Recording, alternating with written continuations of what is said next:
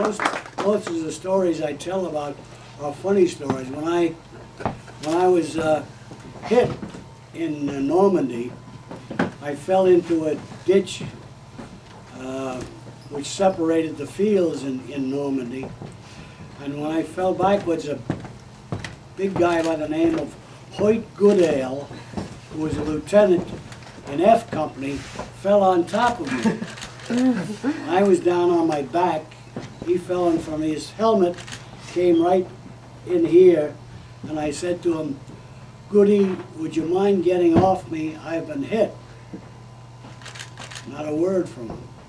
I said, "Goody, would you mind getting off me? I've been hit." And he lifted his head. He was 6 feet 6 inches tall. I'm 5 feet 6.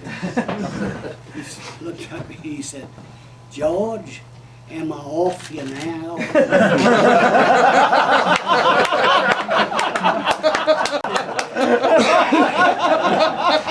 "No, damn it, you're not." I was taken, I told you about being taken on the Jeep. Before that, I lay on Hill 30 while the Germans were shelling the place, and there was a kid in front of me, a young enlisted guy, and every time the mortar fire would come in to the hill, he'd take his parachute, which they used to cover us with, and put it over his face. And I said, "What the hell are you doing that for?" He said, "I feel safer with it on."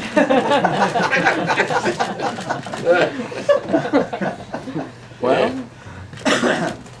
we have some photographs of you, if you wouldn't mind taking a peek. You might see someone you recognize. That's Miles. yes, it is. That's, Well, I have the back of the photographs are It's there. Moore, isn't it?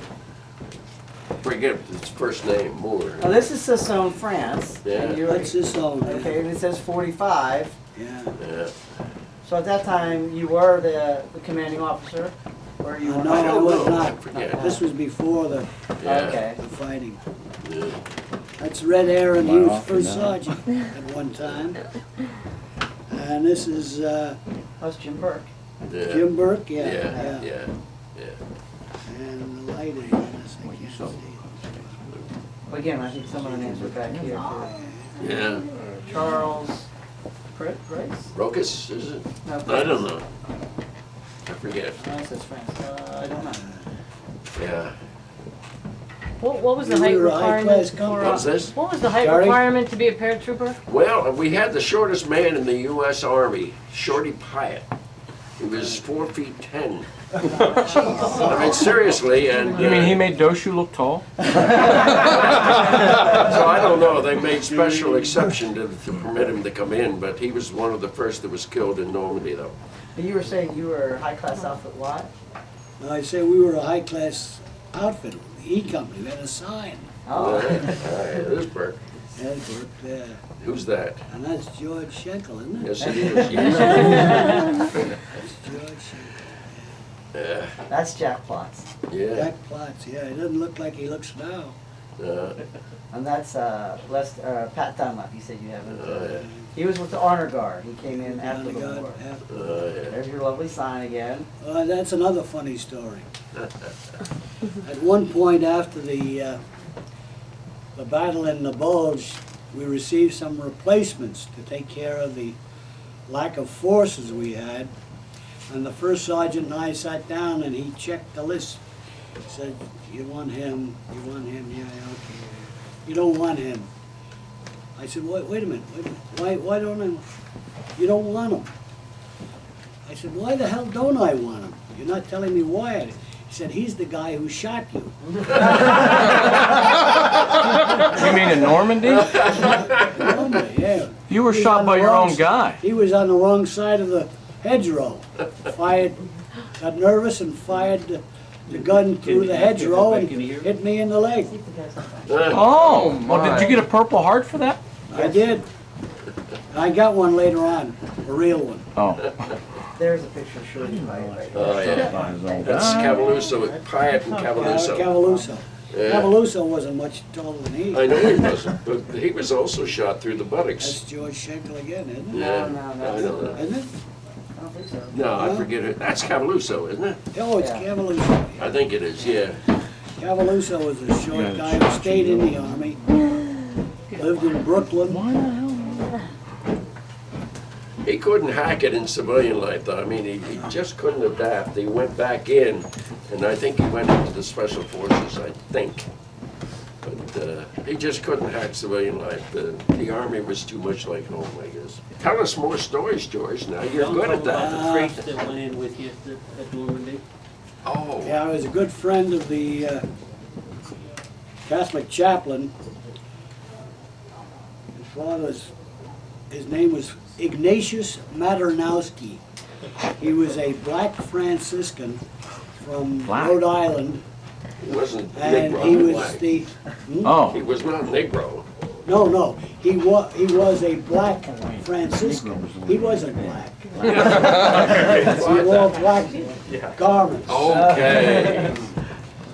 He and I used to go out drinking. He'd change his collar. collar things from crossed rifles or paratroops. I don't know what the hell he had up there, but he'd take his Chalice off. he'd take his cross off when he went out drinking with me.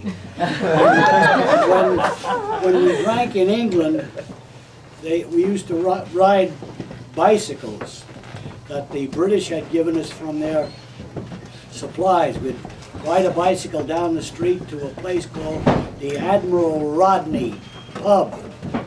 And I became so famous that my name was printed on the ceiling of the pub. We'd drive our bicycles back and we'd invariably be chased by British bobbies because we had no lights. And Madanowski would always be in the back of me and he'd always be shouting, "Pedal, George, pedal, pedal like hell, they're catching Gotland." This is George Montgomery inspecting. That's one of our vets. But did you ever meet the general, the field marshal? Not Montgomery, no. Well, the one on one side. There he That's, is.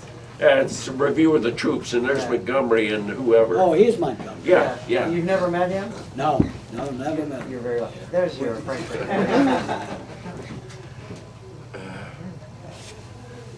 That's Well, a that picture was of Brandenburg Gate. Brandenburg Gate, wasn't it? Yes.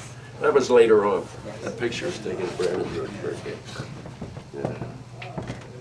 Tell us another, George. You're so good at it. George, another drink of water? No thanks. Give him the other bottle that's not water. Oh, speaking of that, what was your Hi. favorite drink at the pub? Anything they gave me. How did you become I so used to famous? drink brandy, I think, in those days. And what was your infamy related to? Why were you so famous? That you had your. Why were you so famous that you had your name on the ceiling? I drank so much. That's a good Irish custom. It was a pub, wasn't it?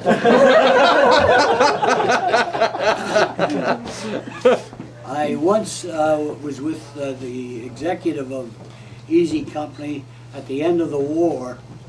We had just finished a forced march for hours, and we stopped to take a break. And the next thing I knew, there was fire coming from our left. We were taking a break underneath some cove of trees, and I saw Dave Liebman, my executive officer, on the hill firing at a sniper. I fired my Tommy gun and used up all the bullets, then got a carbine from somebody, used that up. I got a rifle from somebody else.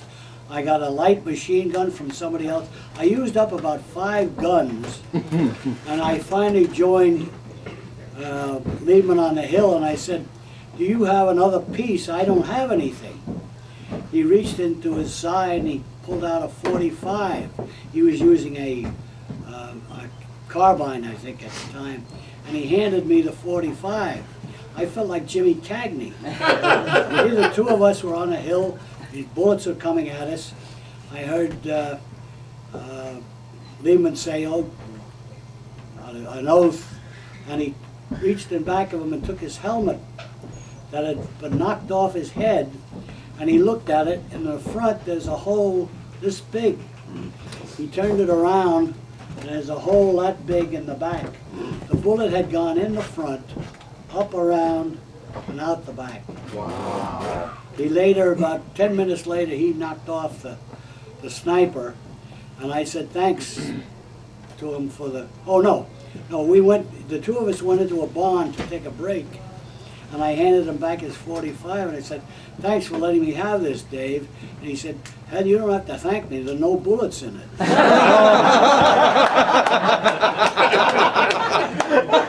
Jimmy Cagney without bullets.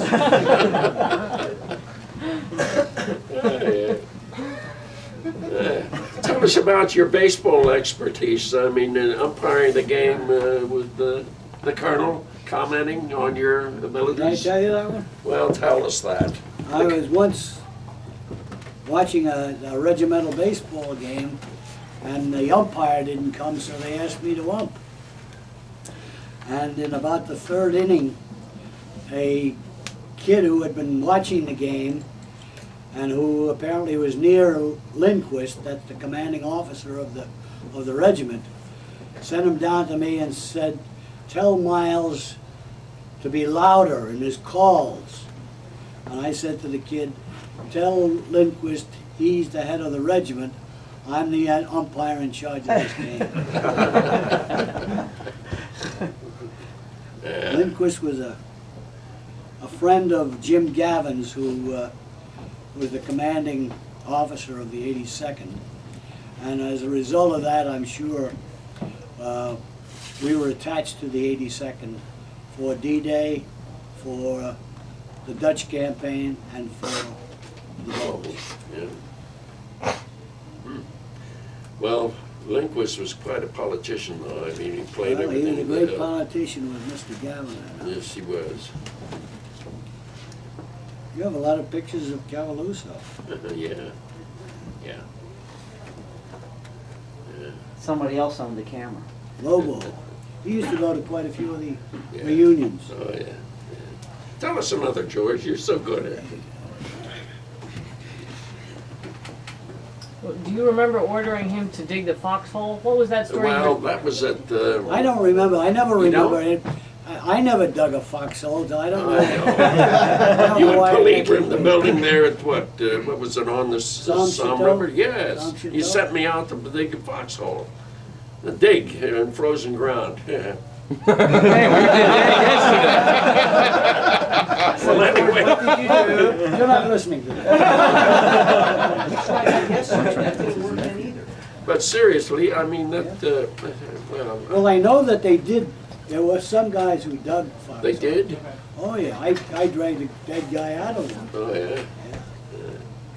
You know, now one morning to make morning rounds of the positions, Oh, yeah. and I called this guy, didn't answer, and I looked at him, found out he was dead. Yeah. George, how did you dig your foxhole? I didn't dig it, I built it up like a wall of stone, yeah.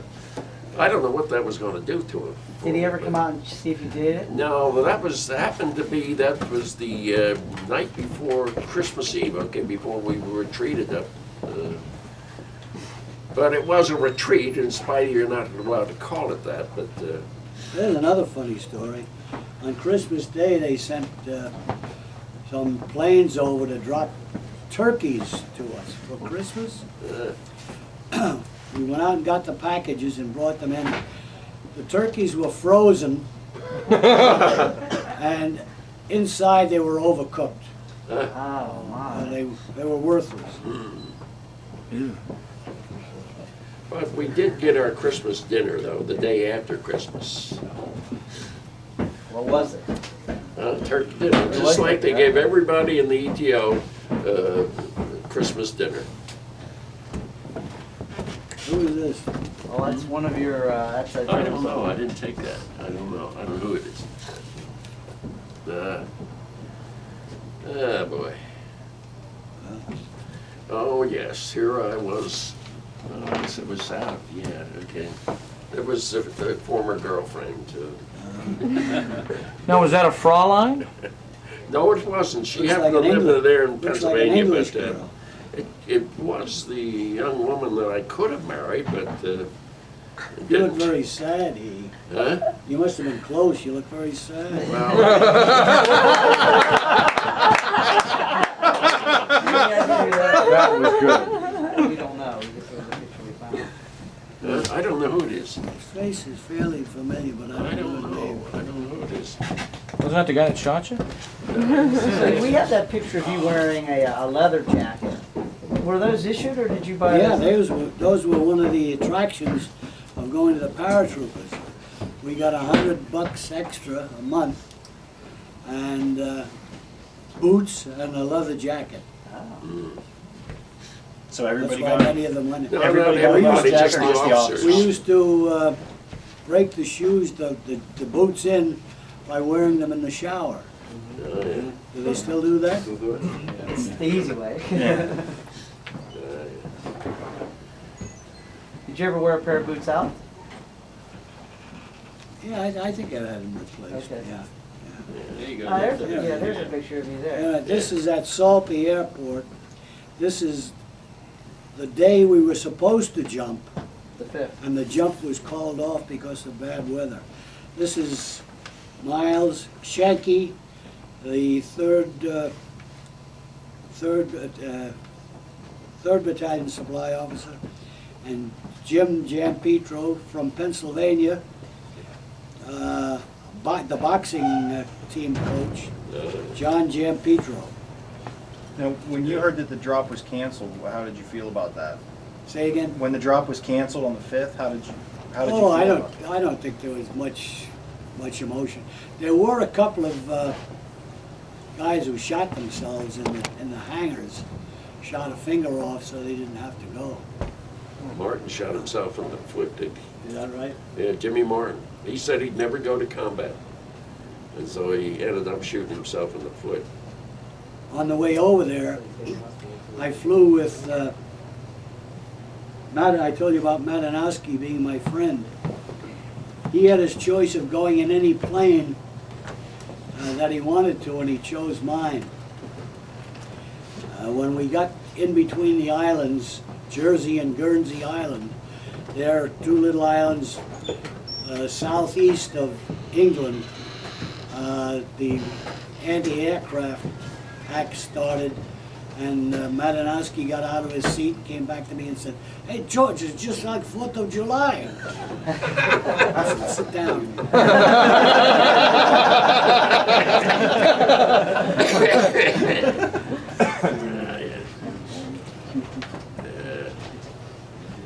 And you can get some of our pictures of you.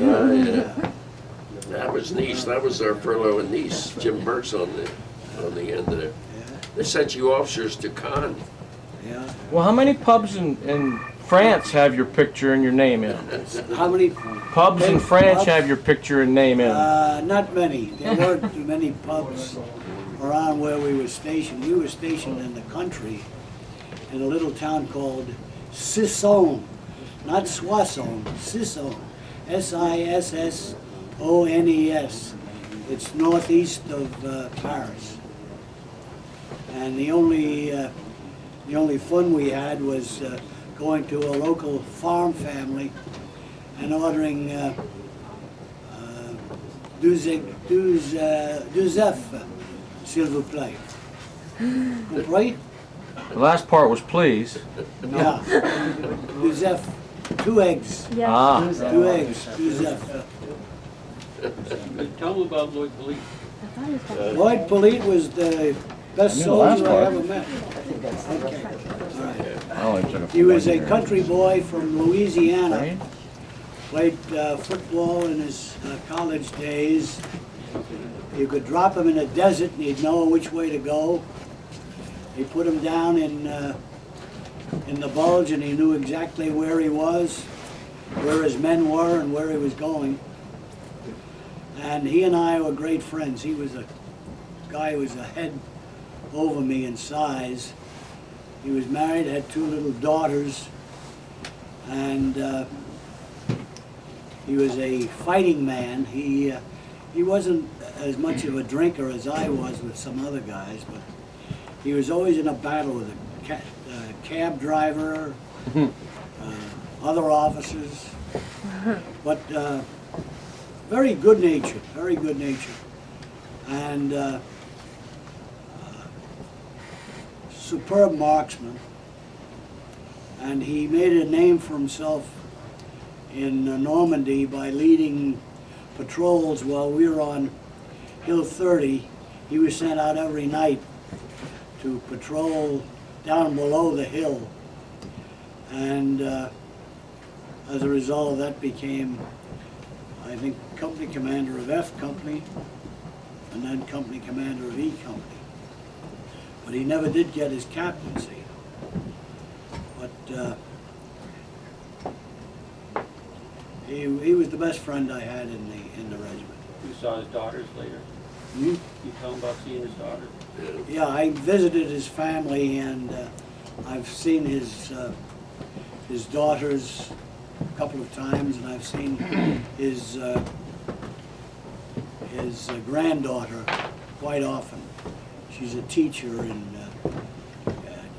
in Shreveport, Louisiana.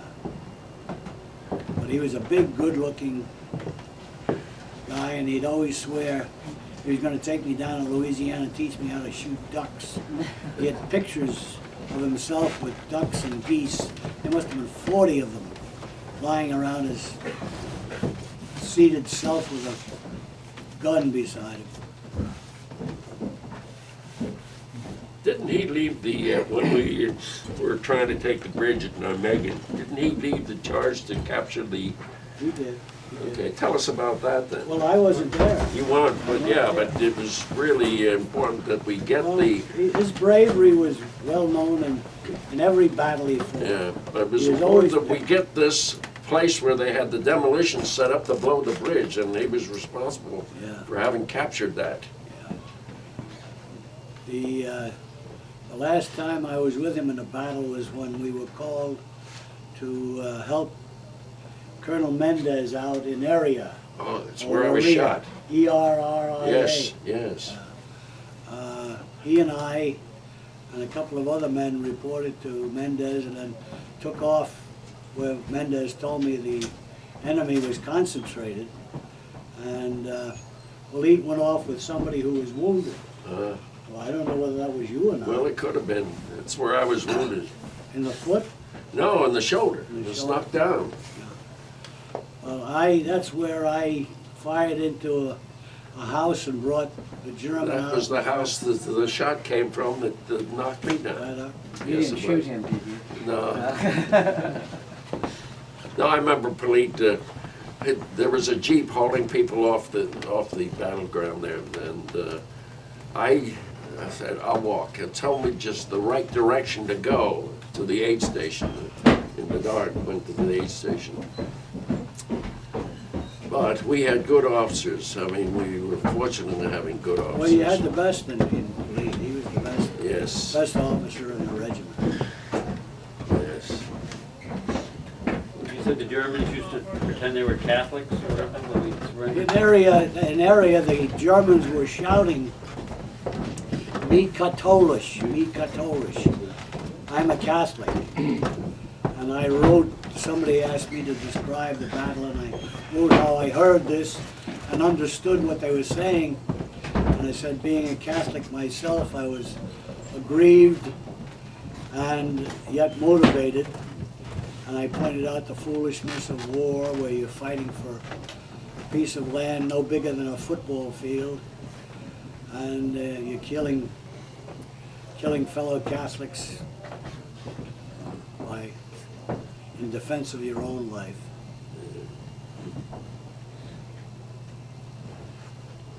Captain, do you think that the training that you got while you were stateside and then over in England, did that prepare you and prepare the men for the jump? And do you think you were well prepared?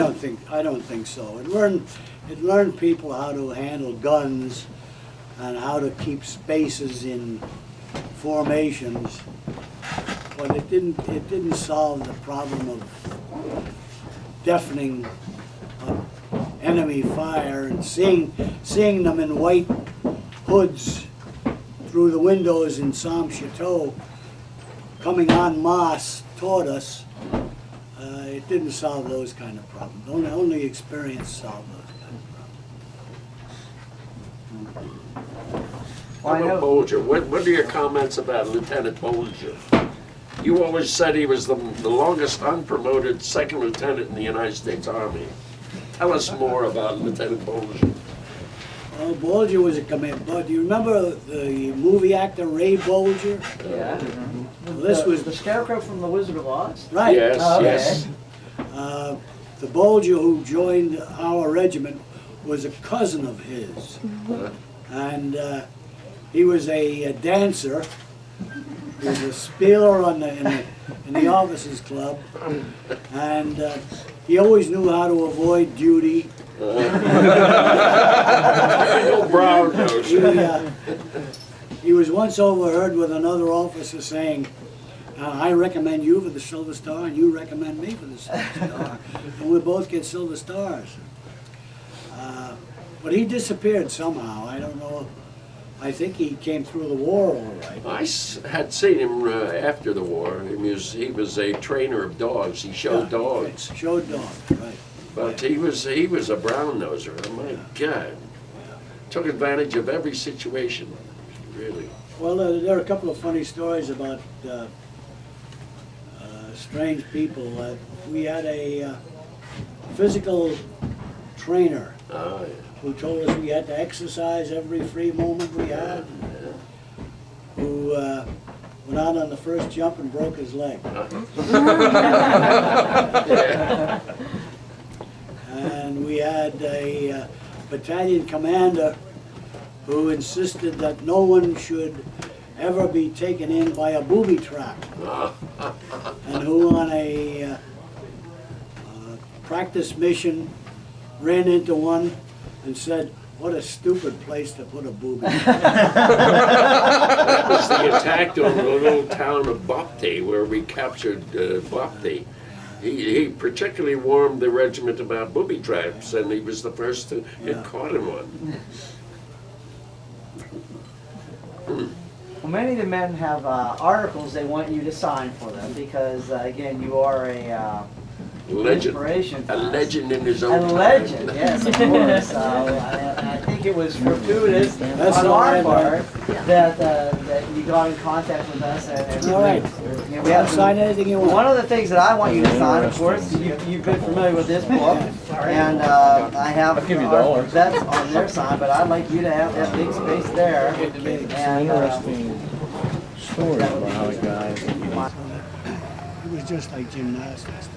well, you had said you enlisted as a private, right? I enlisted as a private because I had flat feet and I had failed a Navy Air Force exam. Okay. Really? Yeah, Wow. That's with your education, that surprises me. flat feet. Oh, that Physical. failed it? Physical. Oh, okay. I thought it was the exam. I meant an exam, but you were talking about the exam. Okay, and then when you say you got lucky because that was the only slot open, you chose the airborne because there was, No, it was the only place I could transfer to. and I don't understand that. I couldn't transfer to another outfit like the one I was in. Okay. I couldn't transfer to an infantry outfit. The only place I could go was to an airborne. Well, and if I may, now again, this is 1941. The whole concept of airborne was brand new. That's right. Did you understand what you were getting into? Not really. The extra pay must have been nice, though. Was it Except that they were a cocky bunch. It was easy to see that they had a lot of confidence in themselves. I think that the officers in charge, the cadre, were confident in their own abilities, their teaching abilities. And I hit it off well with the people with whom I was dealing. I made out well with the battalion commander, I made out well with the head of the supply, I made out well with the regimental commander. Did you tell him you started out with the Supreme Team? Oh, yeah. I was You shot. As, he- as a second lieutenant. second- Okay. When your parents found out you were going to be a paratrooper, My mother said, "What are you trying to do? Commit the Dutch Act?" the Dutch Act. I asked her, "What's the Dutch Act?" Okay. You know what you're asking? Yes. You kill yourself. Oh my. And did she She got resolve her? used- She got used. She got used to it? Yeah. Okay. Now, when you were flying over to Normandy, what kind of things were going through your head?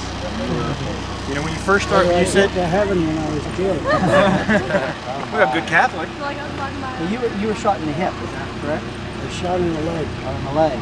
And I assume it was rather, I mean, your recuperation was quite It took a extensive. couple of months. Yes.